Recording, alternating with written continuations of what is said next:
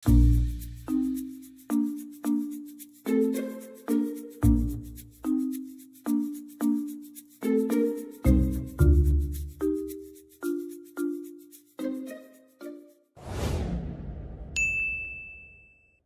guys! Magandang araw! For today's vlog ay lumabas nga uli kami para bumili ng ilang gamit sa bahay. Wala na nga din gatas si Yael. Dapat nga ay si Daddy lamang ang bibili pero naisip nga namin na sumama na lamang at nang mailabas at maigala din namin si Baby. Sa tagal nga na hindi na isusuot ni Yael ang sombrero niya ay nung araw lang na iyan ko napansin na sikip na pala ito sa kanya. Sinusubukan ko nga din na ihiga siya sa kanyang stroller, aba ay sadyang ayaw at gusto nga ay nakaupo na siya. Pagdating nga namin ng mall ay naghanap na din kami ng pwede naming kainan. At habang naghihintay nga kami ng aming pagkain ay pinainom ko na din muna si Yael ng kanyang gatas. At fast forward nga natapos na kaming kumain ni Daddy, nagpahinga nga lang saglit at pumunta na din kami sa una namin talagang bibili. Titingin kasi kami ng electric fan para sa aming kwarto. Yung clip fan lang kasi ang aming gamit at nakakailang bili na nga kami. Tapos palagi na lamang itong nasisira. Sa tunay kasi hindi na kami makakita ng clip fan na dating gawa yung matibay talaga. Mas tipid kasi sa kuryente talagang gamitin yung mga ganong electric fan. Pero sa ngayon ay nag-decide na nga kami ni Daddy na bumili na ng stand fan para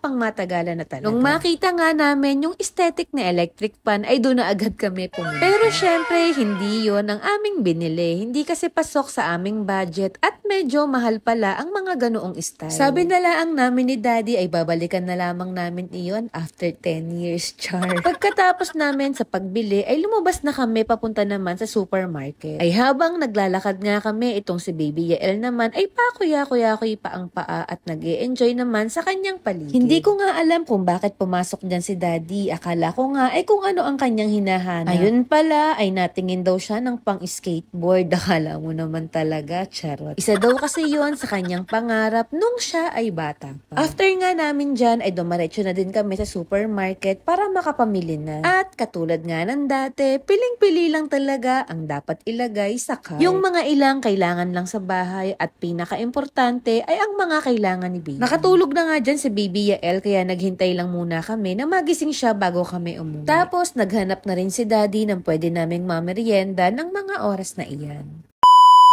Itong gatas, diaper, bulak ay para kay Baby. Tapos may mga binili din kami ng mga sabon-sabon. Ito namang mga ganitong pineapple juice, tapos beer ay para kay Daddy. Aba ay nainom na nga niya ng iba dyan bago ko pa mabidyo. At syempre, hindi mawawala ang para kay Mami. Itong mga gamit sa pagluluto katulad ng toyo, suka at mga dilata. Syempre, hindi din mawawala ang downy at sabon. Pagkatapos ko nga sa aking pag-aayos, ay naisip namin ni Daddy na bilangin na yung naipon naming barya. Last year pa nga namin ito sinimulan. Nung si Daddy nga kasi ang madalas na mamalengke sa amin ay palaging ang daming barya. Kaya sinubukan namin na ihulog yung 5 pesos, 10 pesos at 20 sa galon ng Wilkins. Sabi nga namin ni Daddy ay pang-renovate sana namin ito sa magiging bahay namin soon. Kaso nag-decide na nga kami na bilangin ito kasi kakailanganin na din namin. Sisimula na din kasi kami sa aming monthly amortization sa aming bahay at kasabay nga nito ay may mga ganap din kami ngayong buwan. Nagpahula nga ako sa inyo kung magkano ang aabutin ng aming naipong ito. At madami nga din ang mga nag-comment. Nung natapos nga kami sa aming pagbibilang ay ito nga ang kabuuang naipon namin. Sobrang happy nga namin dyan ni Daddy kasi hindi naman kami araw-araw naguhulog kapag ka talagang may barya lamang. Pero umabot pa rin sa ganyang halaga. Kaya sabi namin magsisimula uli kami next month sa paghuhulog. Iba din kasi yung kahit papaano ay may madudukot kapag pagkaganitong bigla ang pangangailangan. At ayun lang po ngayong araw. Salamat ho!